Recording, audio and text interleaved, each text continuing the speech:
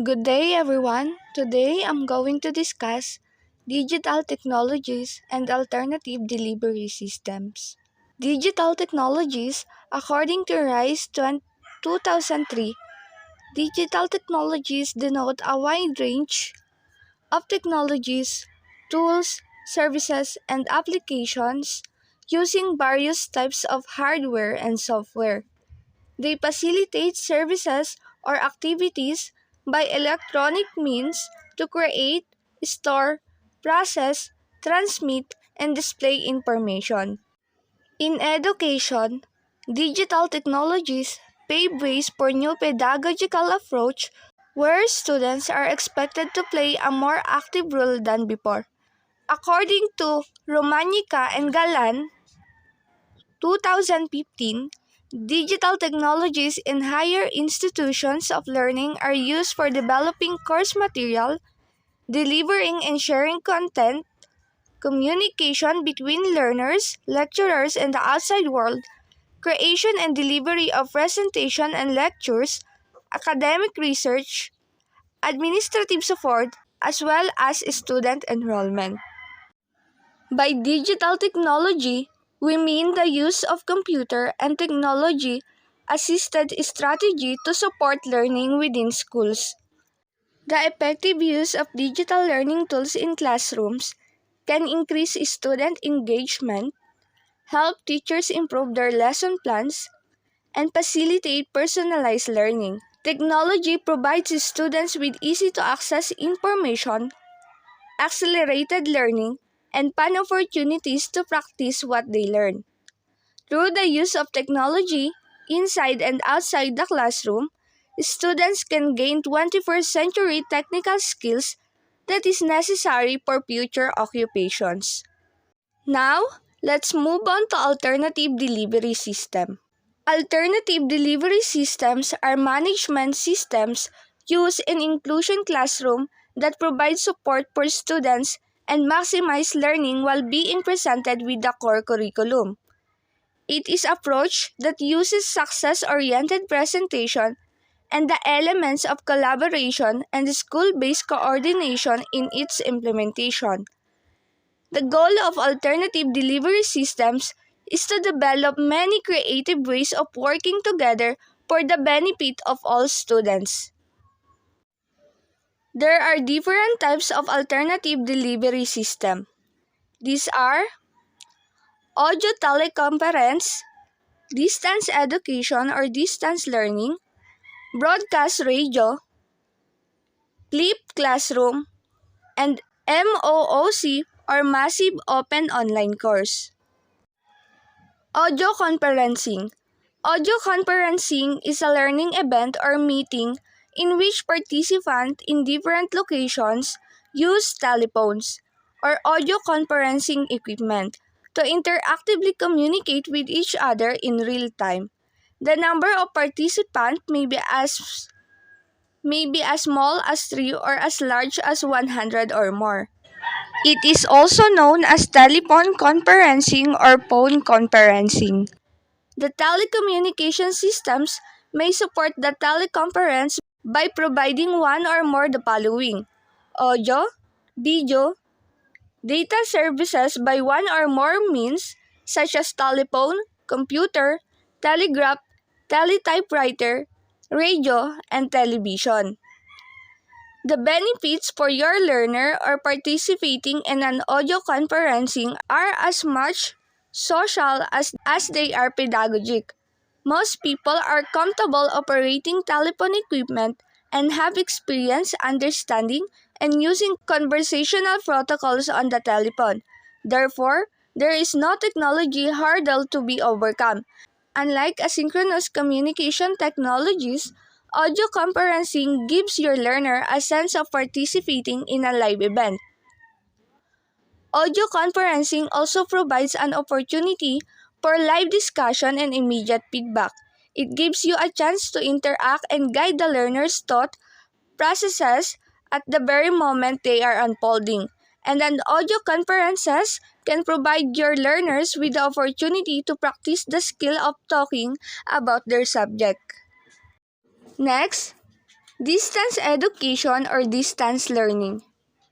Distance education is a method of education where students can study in their own choice of place and time without having to meet their teachers face-to-face. Instruction in distance education is being delivered with the use of special materials and technologies that may be included in the alternative delivery system. Here's the characteristics of distance educations. Distance education provides learners with physical disabilities, work, and other personal reasons a chance to learn and be educated without attending formal schooling. It aims to achieve independent learning. Provide learners with learning packages which are prepared by qualified instructional designers and are supported by various technologies. It provides accessibility to learners. It provides convenience and flexibility to learners. It is cost-effective. It provides greater access to new technology. And it supports a student-centered approach. Next, broadcast radio. Radio is an alternative delivery system which is considered as a powerful tool when deliver a lesson or disseminating information to a large group of students. This alternative delivery system may not sound so popular, but in actually, this is widely used in both developed and developing countries. Radio is the most accessible alternative delivery system for it can reach people even in the most deprived areas at a relatively low cost. Instruction delivered via broadcast radio are also supported with other instructional materials like print materials. The use of radio has started as early as 1970s to employ active learning through instructional conversation. Delivering a lesson via radio saves time, energy, and money. Teachers are trained on use of the broadcast radio to make them knowledgeable and skillful with the use of this alternative delivery system to make the delivery successful. The different formats delivery and broadcast radio can be documentary, drama, docudrama, discussion, and interview. High frequency is required to meet the desired clarity of audio to enable the student to comprehend what is being conveyed by the teacher. Next, flipped classroom. A flipped classroom is a type of blended learning where students are introduced to content at home and practice working through it at school. This is the reverse of the more common practice of introducing new content at school, then assigning homework and projects to completed by the students independently at home. In this blended learning approach, face-to-face interaction is mixed with independent study, usually via technology. In a common flipped classroom scenario, students might watch pre-recorded videos at home, then come to school to do the homework armed with questions and at least some background knowledge. What do students do at home in a flipped classroom? Students watch an online lecture, review online course material, read physical or digital text, participate in an online discussion, and perform research. What do students do at school in a flipped classroom? Students practice their skills, person face-to-face discussion with peers, debate, presentations, station learning, lab experiments, and peer assessment and review. Next is MOOC or the Massive Open Online Courses. So what is MOOC? A Massive Open Online Course is a free web-based distance learning program that is designed for a large number of geographically dispersed students. A MOOC may be patterned on a college or university course or be less structured. Although they do not always offer academic credits, these courses may offer a certification, enhance employment opportunities, or further studies. Typically, MOOC are used for higher education and career advancement. But due to the coronavirus pandemic, many public school districts and undergraduate degree programs have implemented MOOC as the new standard. How do MOOCs work?